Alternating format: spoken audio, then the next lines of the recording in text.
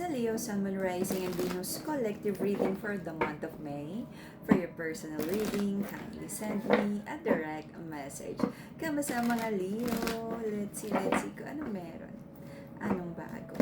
Anong paulit-ulit na ginagawa?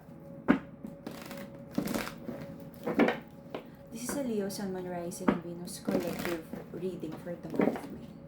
Collective energy ng mga Leo, guys. Collective energy ng mga Leo. Reminder, ang nag-iisang account ng Mystic Siren ay kay Angeles 11.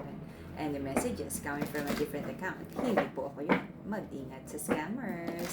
Let's see. Leo, anong meron? Woo! The Leo energy, you're tapping your Leo vibe. Okay. Kung dumating ka sa point na parang kailangan mong mag-isip, kailangan mong mapag-isa, this is you tapping on your energy, like reconnecting with people, going out, okay? Sabi mo, sige, tapos na ang iyong hermit mode, tapos na ang iyong pagmamaktol, ang pagtatago, ang isolation, no? Sabi mo, ayaw mo nang mag-overthink for now. Nagkaroon ng new beginning, new cycle para sa'yo. Okay. You're trying to build with someone, but it feels like yung masculine sa connection na to, do meron siyang someone, no? There's a feminine here na interesado si masculine, pero hindi pa siya ganun ka-sure kung eto na talaga yung gusto niya or long term ba talaga to. Okay. Nagkaroon ng isang babae sa trabaho that the masculine in this connection is trying to move on from. Okay? Na-involve siya sa isang like kasama sa trabaho, connection sa trabaho. Okay? Sabi niya parang kailangan na niyang i-let go. There's also a feminine in this connection na sabi niya gusto naman sana niyang mag-build with the masculine, but it feels like parang hindi pa ready si masculine to have a serious connection with her. And sabi ni feminine parang mas mabuti na mag-focus muna sa kaperahan kabuhayan. There's also an energy here na para sa ating mga Leo, meron kang iniisip na ano ba yung bago at mas magandang pwedeng source of income. Okay? Marami kang hinihintay na magandang balita, recognition, promotion, increase, cheque, magandang balita tungkol sa pera and personal growth. Okay? For some of you, nagkaroon ng reconnection with an ex. Okay? Going back, reconnection, parang nagsimula sa kamustahan, parang trying to catch up. Okay. There's an energy here also na maraming samot-sari yung energy dito. Okay, gets ko na. I feel meron isang solid connection. Masculine, feminine. Again, masculine is the giver, protector, provider, action taker. Feminine is the receiver. Okay, feminine, babae energy. Regardless, bala kayo mag-define kung same-sex yan o kung yung babae ang mas masculine sa inyong dalawa. Take it how it resonates. Okay, so, may nakikita ako ditong stable connection. Masculine and feminine. But, it feels like sa isang solid commitment na to, someone is not being honest because nagkakaroon ng third energy. For some of you, someone is reaching out sa isang ex. Maraming lihim ang relasyon na to. Walang equal give and take. Maraming pangako, hindi naman natutupad. Sabi ng Empress, the official feminine in this connection, napapagod na siya because it feels like ang daming burden, daming kasinungalingan, daming pangako, hindi natupad. Nakakapagod naman daw ipaglaban ng pag-ibig na to, lalo na kung hindi mo naman alam kung talaga namang totoo. The Divine is calling the both of you to have like a positive transformation, kung ano yung mga toxicity na meron in the past.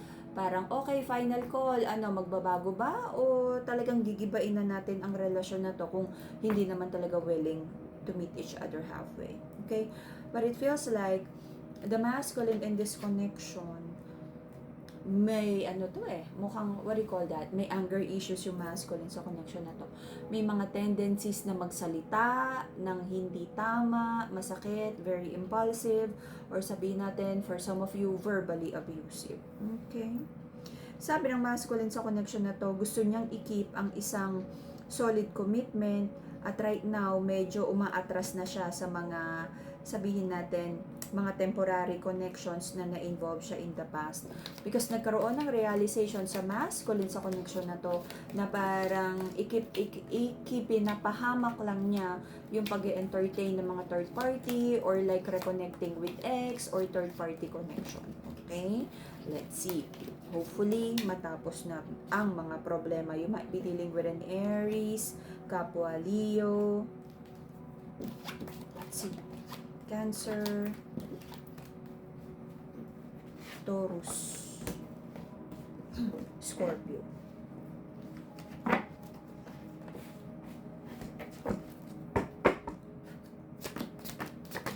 The reason for the reading is parang nakakawala ng gana, walang maayos na pag-uusap, you feel defeated about this connection, ang daming dishonesty, ang daming sneaky behavior. Okay, so, because of hindi malinaw na pag-uusap, parang nagkakaroon ng, parang natitreaten ang relasyon na to na magiba. Okay? Because hindi siya strong enough to begin with. Ang daming lihim, ang daming like hindi honest na pag-uusap.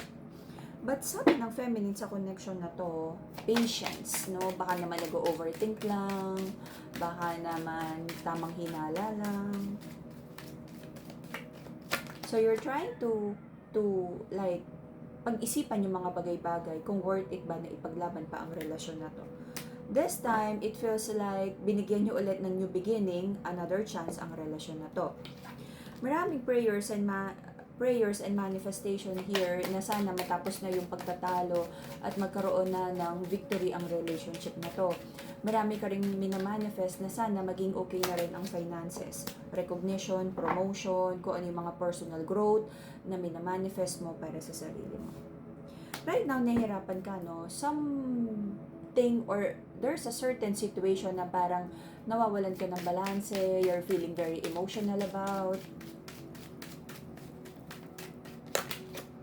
because napakarami pa ring lihim, no? Parang hindi mo alam saan ba talaga papunta ang relasyon na to, or sincere ba yung person mo to work things out with you.